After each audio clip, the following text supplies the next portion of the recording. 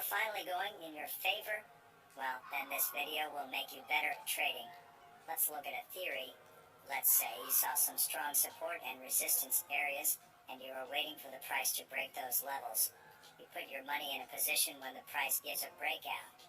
Price is breaking out of a resistance level, but instead of moving further in your direction, it turns around as soon as you enter the trade and hits your stop loss. To understand why price goes against you after a breakout, we will first have to understand what actually happens inside a range breakout. Since price ranges after a trend, let's assume that some traders took long positions in an uptrend. After a while, the price gave a pullback near a support level after touching a resistance area, but then struggled to make a higher high. After getting buying and selling pressure at the support and resistance levels, the price simply moves sideways. Any beginner trader can tell that this is a range market, and price will make a big move after it breaks these support and resistance levels. But here's the thing. Some traders who bought when the price was trending, or traders who bought at this pullback, will still have an open position. In a range market, price can either break up or break down. In this example, since price hasn't given any signs of reversal, traders who are holding a long position will set a stop loss just below the breakout support. Then there are second kind of traders. These traders are willing to sell at a resistance level, hence the selling pressure that is stopping the price to go higher. The traders who are selling at this resistance level will most likely set their stop losses just above the resistance level. Now here's a big problem. In these kinds of scenarios, the stop loss of a retail trader becomes obvious and vulnerable. In a breakout, the people who are selling at resistance are setting their stop loss just above the resistance. And the people who are buying at the support are setting their stop loss just below the support level. Now let's say there is Bill. Bill is the big banks. Bill is the one who trades in very large quantities. Bill the big banks sees the breakout opportunity. He sees that there are many stop loss orders waiting to be triggered. Now remember, big banks actually trade in very high quantities than the retail traders. So when an institutional trader enters with a very big position, the price makes a big move, especially on smaller time frames. In this scenario, when the price comes near the support, Bill the big banks creates a selling pressure that leads to a small downward move. But since there were a lot of retail traders waiting for a breakout, two things happen. Number one, the people who had their stop loss orders just below the support level are taken out. Since a stop loss order in a long position is a sell order, more selling pressure is created in a breakout. Number two, the people who wanted to sell at the breakout, these traders will set their stop loss just above the breakout level. The selling pressure leads to a big red candle. Now, what do you think will happen if the big banks creates a buying pressure as soon as the breakout happens? When this happens, the traders who entered after the breakout candle are taken out because they had a stop loss just above the breakout level. Since stop loss order of a short position is a buy order, a new buying pressure is created. And if the top resistance is crossed, even more buying pressure is created as the traders who had a stop loss above the resistance are taken out, and new orders are created at the new high. The retail traders who had open orders below the support levels basically got played. Beginner traders who get to experience this part of the market sometimes complain that their broker can see their open orders and is trading against them. No, that's not really the case. Your orders are simply too predictable. So how can you avoid this from happening?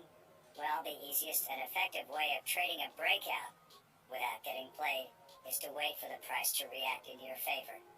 There is a chance that price will reverse after a breakout, but we cannot know that as a retail trader if a breakout is going to work. In a downward breakout, the level that is broken will now act as a resistance level. So it is better to take the short position when the price comes back to this resistance area and struggles to go higher.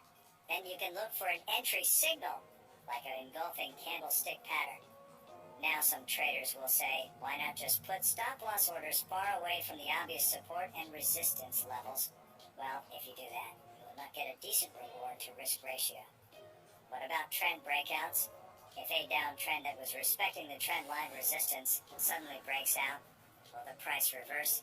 Now, unless the downtrend was a weak pullback of an uptrend, or if it is at a strong support level, a simple trendline breakout will have a low chance of reversing the price direction completely. You see, when the price breaks the trend line support or resistance, it doesn't always have to mean that price will take a 180-degree turn. It can simply mean that the trend is getting weaker and can go sideways. Now imagine a second scenario. What do you think will happen when price breaks out of an all-time high resistance level and makes a new high for the first time in its history? It will be on the news. Many people who have never traded in their entire life will take long positions in an asset.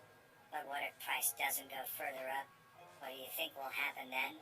Well, first of all, the people who took trades only looking at the news will panic.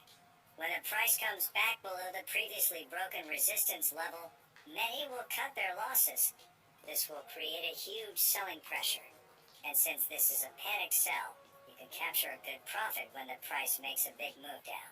A lot of beginner traders are told to trade the trend breakouts without completely explaining what kinds of breakouts are better. The trend breakouts that have a higher chance of working are probably the pullback trend breakouts. In a strong uptrend, if the price gives a small pullback, you can trade the breakout of that pullback. This way, you will take trade in the direction of the long-term trend, which will increase your chances of making a profit. Now let's imagine another scenario. This time when the range is formed after an uptrend, there is no bill to big banks or any bank to take trades against you. Let's say someone draws the support and resistance levels at the tails and body of the candles. When they take positions at the breakout, the price goes in the opposite direction again.